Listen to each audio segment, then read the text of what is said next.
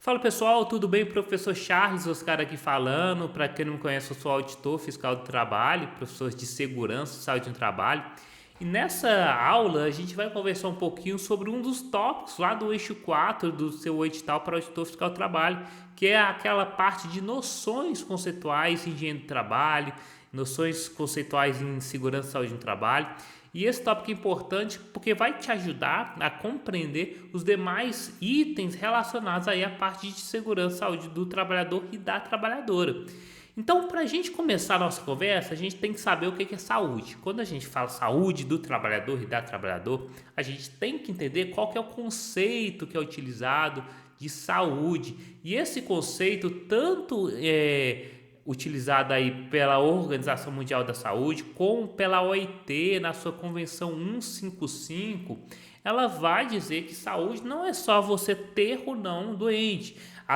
O conceito de saúde é muito mais amplo, né? Vai ser aí o estado completo de bem-estar físico e mental daquele trabalhador, daquele indivíduo, tá? Então, é importante vocês terem em mente isso, porque é um conceito não só utilizado pela OMS, mas é um conceito utilizado inclusive pela Organização Internacional do Trabalho, que leva em conta principalmente esse aspecto também mental. Hoje em dia, muito na moda, né, essa questão dos riscos psicossociais, que também a gente vai estudar dentro desse curso. Então, inicialmente, tenha em mente que essa abrangência ampla do conceito de saúde, tá? E eu trouxe aqui 3 princípios relacionados à segurança e saúde do trabalho que a gente vai aplicar em diversos momentos durante o curso. Professor, é para eu decorar esses princípios? Pessoal, a ideia aqui não é que você decore, mas que você compreenda minimamente o que significa esses princípios e como que isso se aplica dentro de segurança e saúde no trabalho.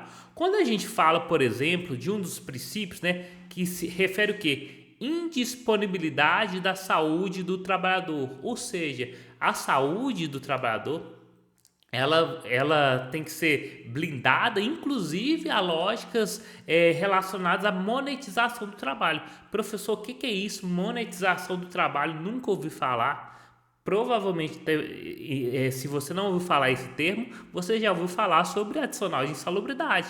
Adicional de periculosidade, adicional de insalubridade nada mais é que você monetizar o risco, ou seja, você expor o trabalhador ao determinado risco, mas você compensar financeiramente devido a essa exposição. Mas a gente tem que lembrar que o que? A saúde do trabalhador e da trabalhadora é indisponível. Então, quando você chega para fiscalizar, por exemplo, uma siderúrgica, aqui está uma foto de uma siderúrgica onde que vai se transformar o ferro em aço. Quem for aqui ser lotado em Marabá vai ter muita siderúrgica para você fiscalizar. E o que acontece? Uma das primeiras empresas que eu fui fiscalizar quando eu fui nomeado a AFT foi uma siderúrgica. E chegando lá, tinha um setor que é o setor onde acontece o descarregamento do carvão. O carvão é utilizado como combustível lá nos altos fornos dessa siderúrgica. Então, tem uma área lá dentro dessa siderúrgica que vai ocorrer o descarregamento desse carvão. Então, o caminhão chega, esses caminhões que levam carvão aqui no Pará não são aqueles caminhões caçamba que você simplesmente pode fazer a inclinação e fazer todo o despejo do carvão.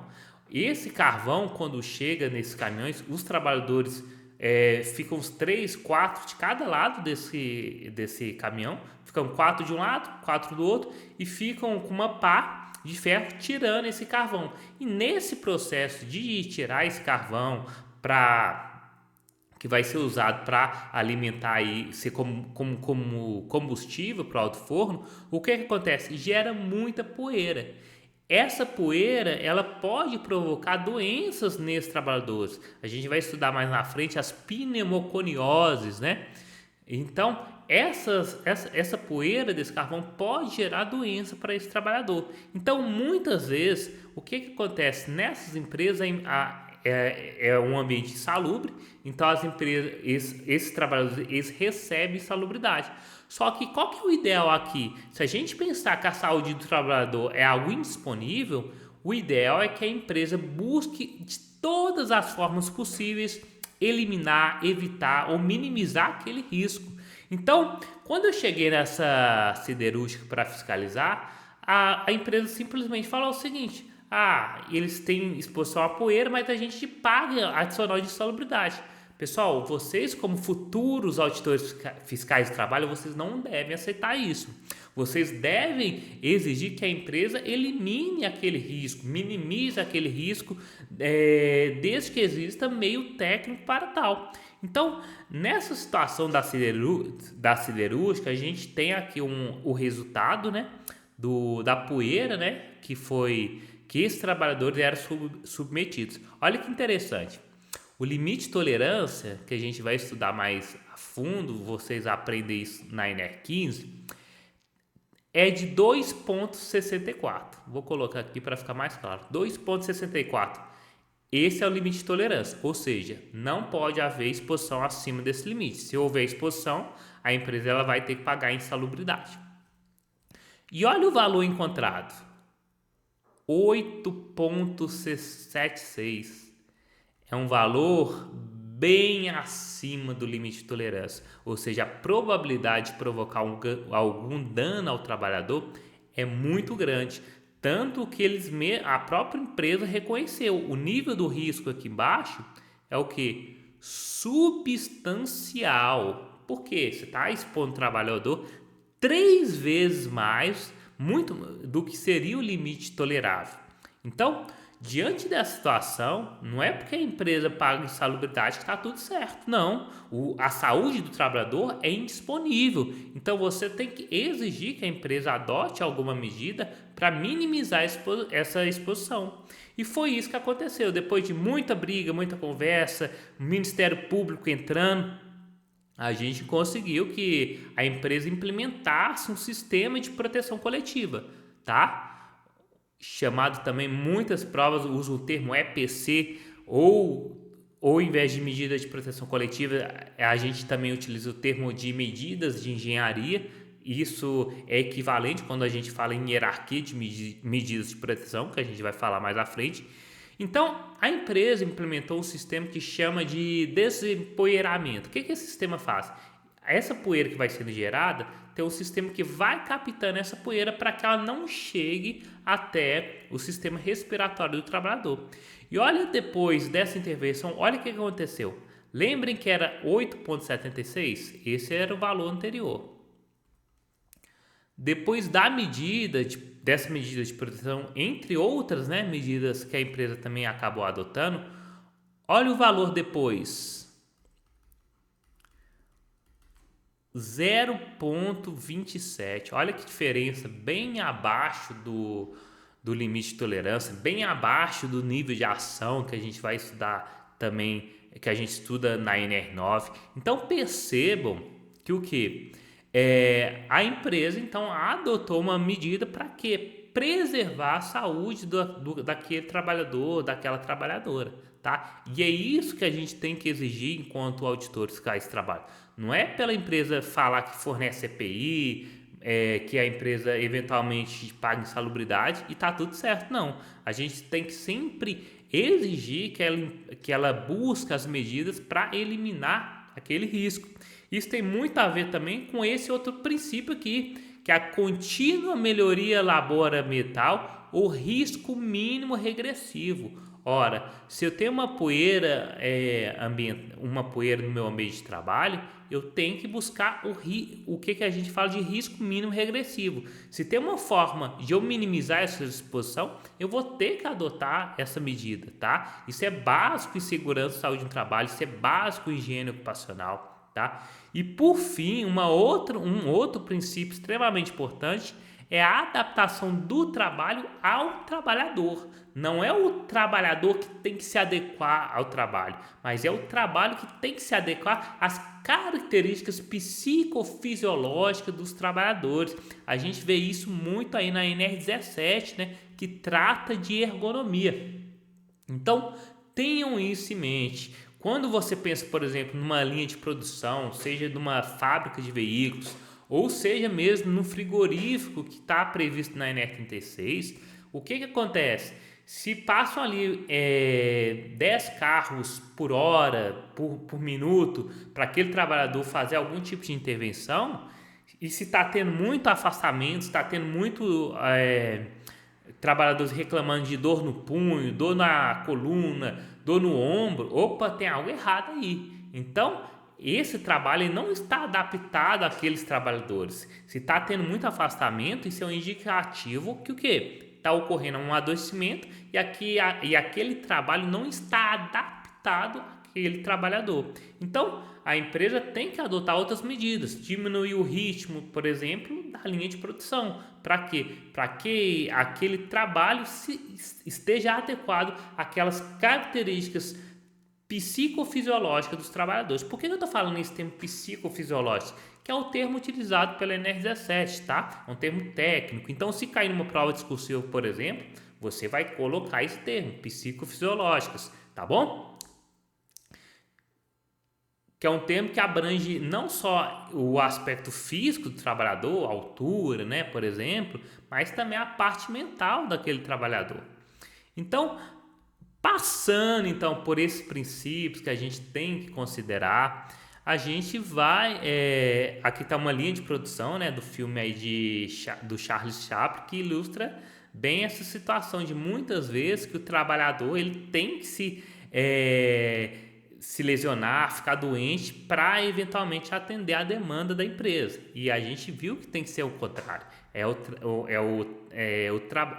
A empresa que tem que adequar os seus procedimentos àqueles trabalhadores. E esse conceito de higiene do trabalho, inclusive, já foi objeto de prova. O Sebrasp, em 2020, trouxe a seguinte assertiva: a higiene do trabalho refere-se ao conjunto de normas e procedimentos que visam a proteção da integridade física e mental do trabalhador, preservando-os dos riscos de saúde inerentes às tarefas do cargo e ao ambiente físico onde são executados. E exatamente esse é o conceito de higiene do trabalho. Veja que a higiene do trabalho ela envolve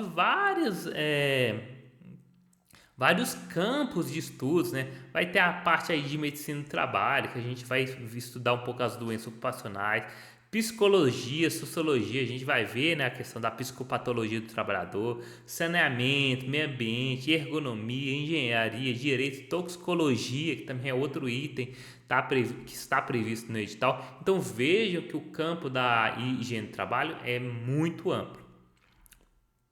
Bem, então passando rapidamente aqui pela Constituição Federal, porque na Constituição Federal vai ter alguns itens básicos que vão nortear aí a questão da segurança e saúde do trabalho. O primeiro deles está lá no artigo 1º, que vai falar sobre os fundamentos da República. E entre esses fundamentos a gente vai ter o quê? A dignidade da pessoa humana e a questão do valor social do trabalho. Então, como assim, professor, dignidade da pessoa humana? Como que eu aplico isso em SST? Pensa numa fiscalização de trabalho escravo, lá numa fazenda, e você chega lá como auditor fiscal do trabalho, nomeado, se Deus quiser, e chega nessa fazenda, não tem água para os trabalhadores dormem no chão. Então, você está desrespeitando vários itens lá da NR31, por exemplo, mas você está desrespeitando também esse fundamento básico, a dignidade da pessoa humana. Você está submetendo aquele trabalhador a uma situação de degradância.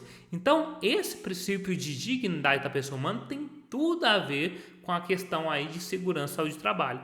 Outro princípio muito importante é a questão do valor social do trabalho. No Brasil, a gente tem a livre iniciativa, ou seja, qualquer um pode empreender, mas ele tem que empreender observando esse valor social do trabalho. Então, se é uma empreiteira que não observa férias, não observa pagamento de salário, não observa as normas de segurança e saúde do trabalhador, ela não está observando esse valor social do trabalho. Então, esses dois fundamentos, dignidade da pessoa humana, valor social do trabalho, tem tudo a ver com a nossa disciplina de segurança e saúde do trabalho. Outro item, e é o principal aqui, que vai dar fundamento às normas regulamentadoras, é o que está previsto no 22º do artigo 7º, que diz o seguinte: São direitos dos trabalhadores urbanos e rurais, além de outros que visem a melhoria da sua condição social, redução dos riscos inerentes ao trabalho por meio de quê? De normas, pessoal, de saúde, higiene e segurança. É importante frisar que esse direito que está previsto no artigo 7º é aplicável inclusive à classe de empregados domésticos e é aplicável inclusive a servidores públicos, tá? Servidores públicos, inclusive, tem legislação tanto federal como estadual como municipal que trazem vários direitos relacionados à segurança e saúde do trabalhador. Vocês devem estar perguntando, professor, mas e as ANS aplicam ou não a questão aí do servidor público?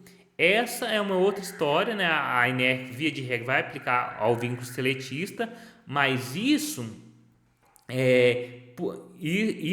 não quer dizer que os servidores públicos eles não têm qualquer proteção em termos de SST. Como eu disse, esse direito de redução dos riscos inerentes ao trabalho por meio de normas de saúde e de segurança, esse direito também é aplicável aos servidores públicos.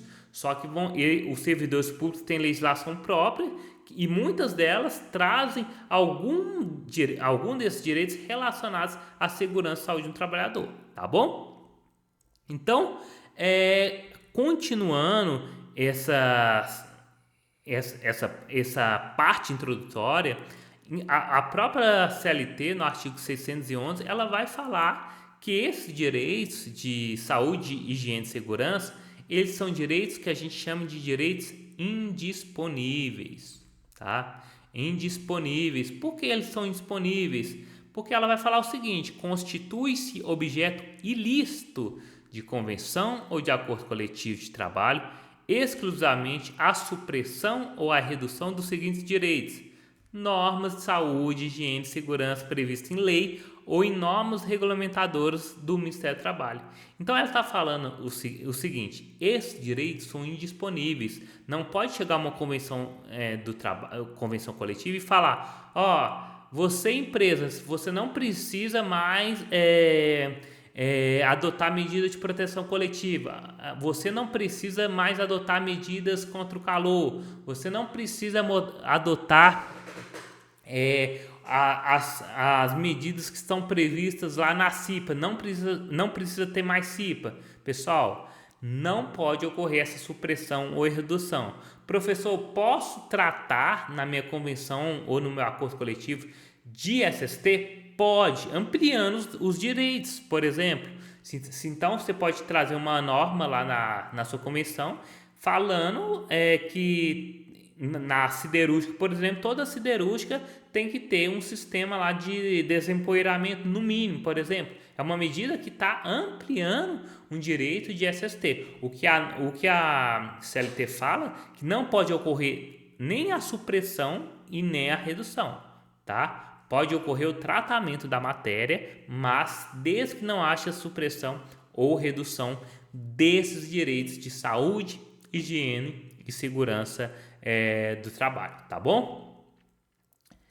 Inclusive, olha que interessante, em 2010 isso caiu na prova discursiva para auditor fiscal do trabalho. Eu fiz uma adaptação aqui para transformar ela em uma questão objetiva, mas o assunto, pessoal, já era tratado lá atrás. Esse dispositivo aí da CLT ele foi incluído com a reforma trabalhista, mas lá atrás o STF já tinha uma posição sobre esse assunto, falando que direitos de SST são de indisponibilidade absoluta, representa patamar civilizatório mínimo. Portanto, vamos analisar essa questão agora?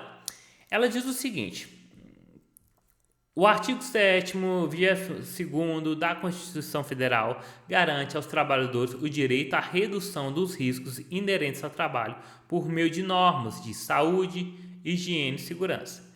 A partir disso, é correto afirmar que é válida cláusula de acordo coletivo de trabalho que desregulamenta a norma jurídica estatal que trata de segurança e saúde do trabalhador.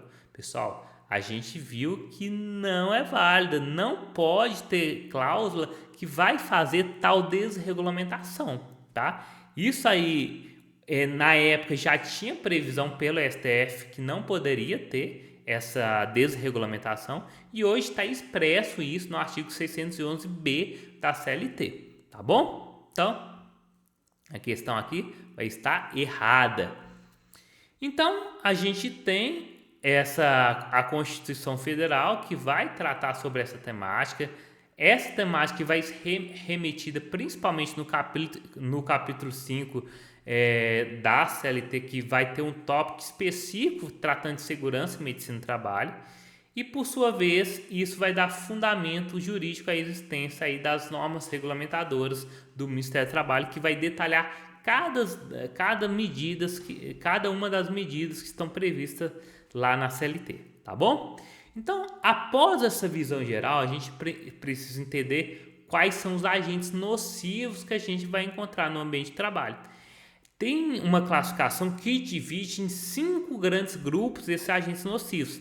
Essa classificação que está aí nesse slide, ela é inclusive utilizada para a gente fazer um mapa de riscos. O mapa de risco é um documento que está previsto lá na NR5, que é feito aí pela CIPA, e que nada mais, nada menos, esse mapa de risco, o que é? Ele é uma representação gráfica dos riscos daquele ambiente. Então, se tem risco físico, vai estar assinalado lá no mapa de risco. Químico, biológico, a mesma coisa. E vejo que para cada risco existe uma cor específica.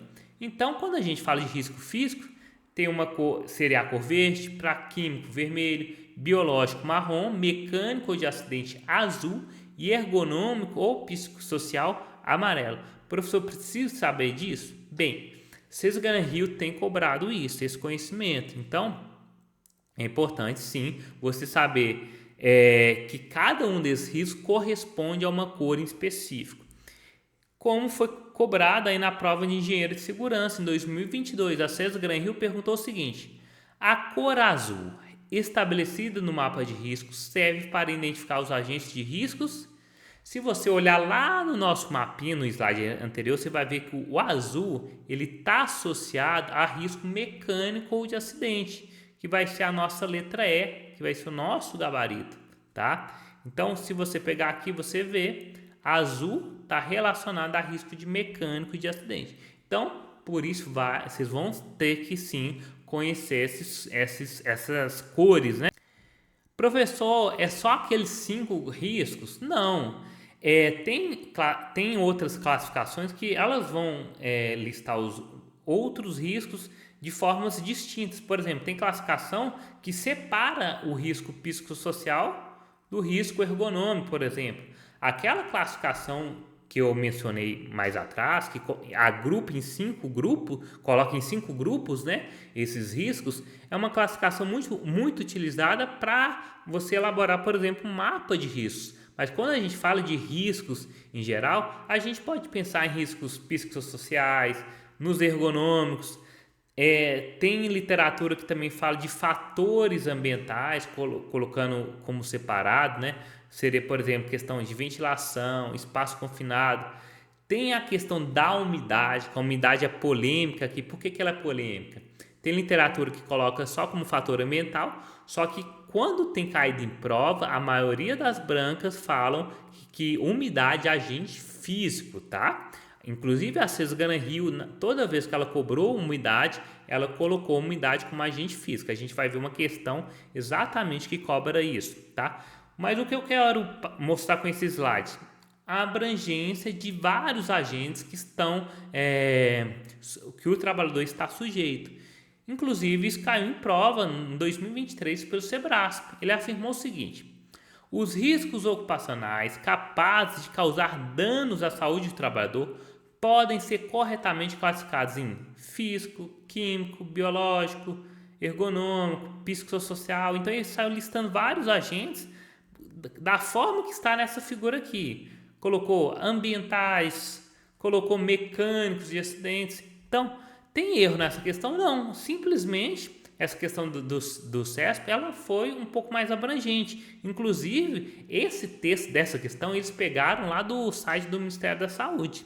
Eu fui consultar depois e esse texto está lá no site do Ministério da Saúde, trazendo uma visão mais abrangente em relação a esse risco. Por isso, essa questão vai estar correta, tá? Porque simplesmente ela saiu listando os diversos riscos possíveis que podem ser encontrados no ambiente de trabalho. E essa questão aqui da César Graham Hill, ela vai falar um pouquinho sobre essa questão da umidade que eu comentei. A questão diz o seguinte: nos ambientes de trabalho, conforme os tipos de atividades desenvolvidas, as pessoas estão expostas a contatos com diferentes agentes, que podem provocar danos à integridade física, psicológica e social. Esses agentes são classificados em riscos físicos, químicos, biológicos, ergonômicos e acidentes. Então, aqui a César Graham Hill utilizou aquela classificação mais clara, utilizada para fins aí de mapa de risco, principalmente. Aí a banca está perguntando o seguinte: entre os agentes classificados em riscos físicos. Então, você como futuro FT, para fazer sua prova, você precisa saber o que é risco químico, o que é risco físico, o que é risco biológico, o que é risco ergonômico. Boa parte desses conceitos a gente vai encontrar lá no anexo 1 da NR1, que lá no anexo 1 vai falar o que é risco físico, o que é risco, o que é agente químico, o que é agente biológico, tá? Então, nessa questão você precisaria saber desses conceitos. E a norma está pedindo somente os agentes classificados como risco físico, tá? Risco físico, pessoal, o conceito de risco de agente físico que está lá na NR1 tem muito a ver com uma forma de energia que pode provocar um dano ao trabalhador. Então, vamos analisar aqui as questões para a gente chegar à resposta. Bom, questão de ruído. Ruído, pessoal, de fato é uma transmissão de energia que vai acometer o trabalhador e ruído é sim, de fato, um risco físico. Só que a poeira de sílica, ela é considerada, pessoal, um risco químico. Então, a questão já está errada aqui. O fungo vai ser risco biológico. Trabalho físico pesado tem a ver com risco ergonômico, tá? Então, questão letra A, só o ruído que salvou. A letra A está errada. Vamos para B. Vibrações, risco físico. Radiações ionizantes, risco físico. Pressões anormais, risco físico. E umidade. Vamos deixar em stand-by para ver se essa vai ser a nossa resposta? Vamos para a letra C. Calor, risco físico. Neblina, pessoal, neblina considerado risco químico, então estaria errado. Protozoário, também errado. Protozoário é risco biológico. Máquinas sem proteção. Máquina sem proteção vai causar o quê? Acidente. Então, máquina sem proteção é risco de acidente. Então, letra C está errada. Vamos para D. Frio, físico. Vapor metálico, por exemplo, oriundo de um processo de solda, vai ser o quê? Risco químico. Então, já está errado aqui também a questão. Ferramenta defeituosa tem a ver aí com risco de acidente. Armazenamento inadequado pode ser também relacionado à questão aí do risco de acidente. Então, questão toda errada também. Sobrou a letra E. E a letra E já começa errada aqui. Gás está relacionado a risco químico. Controle rígido de produtividade está relacionado aí a risco ergonômico, psicossocial. Imposição de ritmos excessivos também relacionada a riscos ergonômicos, psicossociais. Iluminação inadequada pode ser tanto considerada como risco psicossocial, ergonômico, né? Risco ergonômico, também, ou como risco de acidente, porque uma iluminação inadequada eventualmente ela pode provocar um acidente. Então, o que sobrou aqui foi a letra B. Se sobrou a letra B, que vai ser a nossa resposta, e foi o gabarito oficial da banca, a gente tem que a César Graham Hill considerou umidade como agente físico, tá bom? Então, se cair na sua prova, prestem bem atenção, porque a César Graham Hill, e como outras bancas, tem considerado umidade como agente físico. Pessoal, vou dar uma pausa que a gente volta no próximo bloco falando um pouquinho mais sobre essas noções conceituais aí de higiene do trabalho, tá bom?